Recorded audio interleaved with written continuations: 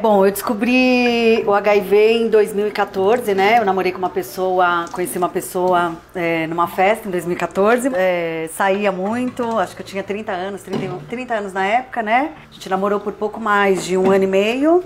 E aí ele foi ficando doente, teve primeiro uma pneumonia, depois teve uma segunda pneumonia. E aí, como ele era fumante, eu achei que era normal. Na segunda pneumonia que ele teve, ele foi piorando. Depois ele teve que ser entubado. E aí teve, acho que um certo momento, assim, que a família viu que ele não ia mais acordar mesmo, né? Eles me falaram, a mãe dele me chamou e falou: olha, Thaís, o hospital tá sempre cheio, né? Sempre lotado, a gente nunca pôde conversar, sempre estão seus amigos aqui e tudo mais. Mas na realidade o que ele tem é AIDS. E aí, nossa, meu mundo caiu, né? Porque muitas pessoas perguntam assim: nossa, como que foi a sua reação quando você descobriu, quando você pegou o exame, né? Só que pra mim, não foi quando eu peguei o exame que eu descobri, né? Eu descobri quando a mãe dele me contou, porque quando a mãe dele me contou, eu tinha certeza que eu tinha, né? Porque a gente transava sem preservativo, né? Eu achava ele era meu namorado, nunca me passou pela cabeça pedir exames pra ele. E eu tinha uma visão muito estigmatizada do HIV e da AIDS, né? Então eu achava que era algo super distante de mim, super bobagem, né? Então eu fui num posto de saúde que você faz o teste, você fura o dedinho, sai o teste, sai o resultado bem rápido, sim. Eu fiz esse teste de 15 minutinhos e aí, obviamente, quando eu peguei meu resultado, deu positivo, né? No meu caso, eu descobri com uma pessoa no estágio terminal da AIDS, né? Então, quando eu peguei o exame, eu tinha uma sensação de, gente, eu vou morrer assim também, né?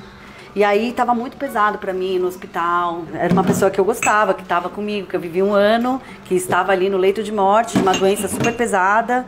E aí, eu não aguentava mais ir no hospital. E aí, eu falei para os meus amigos, falei assim: gente, eu quero ir pra praia, parecer um pouco, eu não vou mais no hospital, vou lá me despedir. E aí eu passei pela cama dele, assim, ele já tava bem mal, assim, passei pelo pé dele. E aí ele tava desacordado, já entubado, com a máquina fazendo quase todo o trabalho da respiração, assim. Eu falei: olha, no ouvido dele, eu te desculpo, peguei meu exame. Nem te desculpo, né, porque não foi culpa dele, né, eu também nunca me cuidei. Mas assim, eu te perdoo, a gente não vai conversar nessa vida sobre isso. Então, faz sua passagem, vai em paz. E em outro momento a gente conversa, né? Nesse plano a gente não vai se falar mais. E aí quando eu saí do hospital ele morreu, né? E aí muitas pessoas têm esse negócio, né? Ai, AIDS. E aí acho que muita gente não sabe nem que eu não tenho AIDS, né? A AIDS foi o meu ex-namorado, ele morreu da AIDS.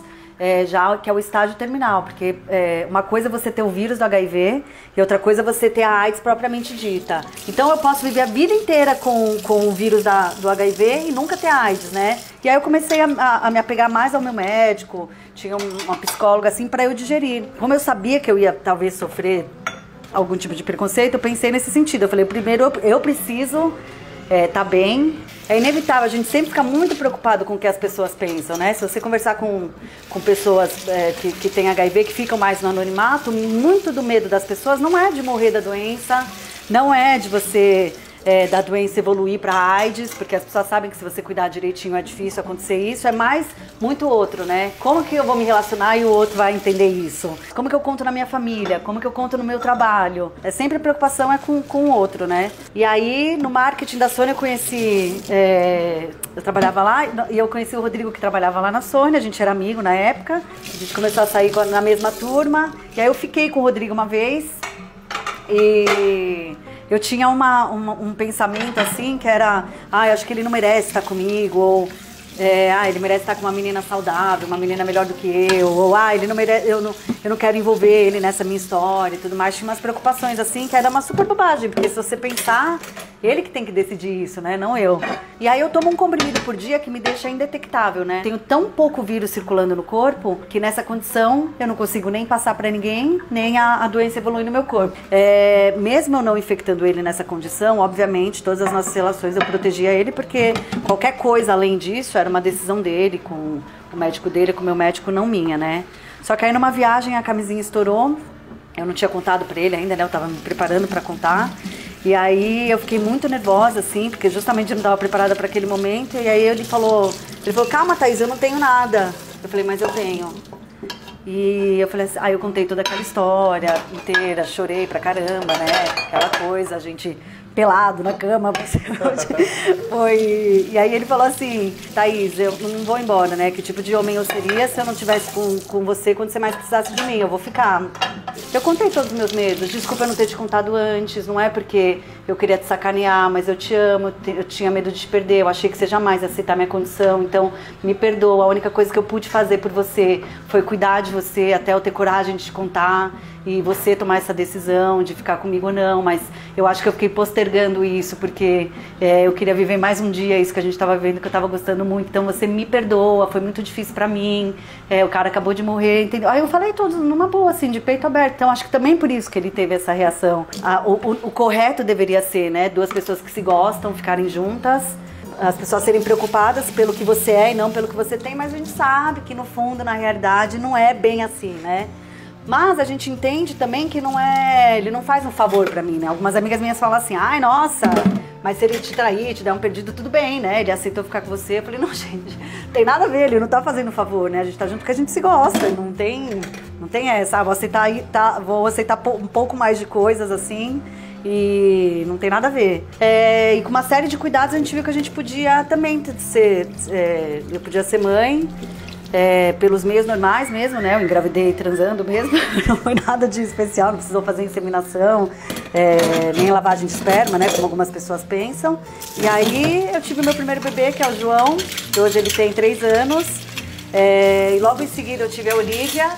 A Olivia tem 2 anos hoje e os 2 bebês negativos do vírus, né? O Rodrigo negativo do vírus, os 2 bebês negativos do vírus e eu positivo. E aí eu falei, gente, eu preciso contar essa história porque muita gente não sabe. Por exemplo, tem médicos que falam que a mãe não... Não, olha, se você quiser engravidar, você tem 40 mil reais pra fazer inseminação? Ah, não tenho. Ah, então você não pode engravidar, desiste desse sonho que você não tem que ser mãe.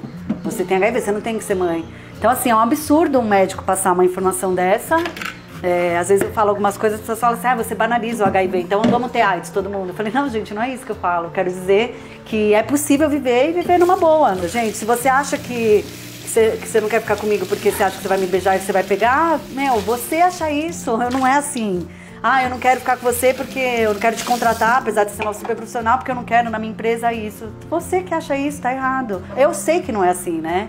Então, eu sei, o Rodrigo sabe, que é meu marido, as crianças sabem, minha família sabe, meus amigos sabem, então não me importa muito mais, assim, o que todo ódio. Lá nos anos 80 fizeram uma propaganda, né, da peste gay, a doença dos meninos gays, e não desfizeram ao longo dos anos. Então, muita gente ficou com essa visão na cabeça da promiscuidade, que é uma grande bobagem, né? Não tem a ver, quando a gente falava de grupo de risco, existe grupo de risco, né? Existe comportamento de risco. E comportamento de risco se resume a quem faz sexo, entendeu? Se você transa, eu sendo mulher, eu sendo jovem, eu sendo mais velho. E as pessoas têm essa visão, né? Se um menino hétero, por exemplo, pega e fala, ai, coitado, né? Que barra, né? Você foi se infectar. Mas a mulher também, né? Você foi transar com todo mundo. Tem essa visão ainda que é muito pesada. E que poderia ser, e daí se eu tivesse transado com todo mundo? No meu caso ele foi meu único parceiro durante 1 ano, mas também tem isso, né, que é o estigma, você não quer que ninguém saiba, senão vão pensar que eu tive muitos parceiros. E se eu tive muitos parceiros? Já tenho 38 anos, sou mulher, dizem que são mais os meninos, sou heterossexual, sou casada, não sou solteira, tenho 2 filhos. Agora, se tá aqui perto de mim, infelizmente ainda aumenta, tá perto de muita gente, né? Eu vejo como algo muito normal e por isso que eu tento falar para as pessoas entenderem que mesmo com as adversidades aí, a gente pode viver super bem. Oi! Oi! Esse é o João Olivia, dá tchau! Tchau! Tchau e um beijo!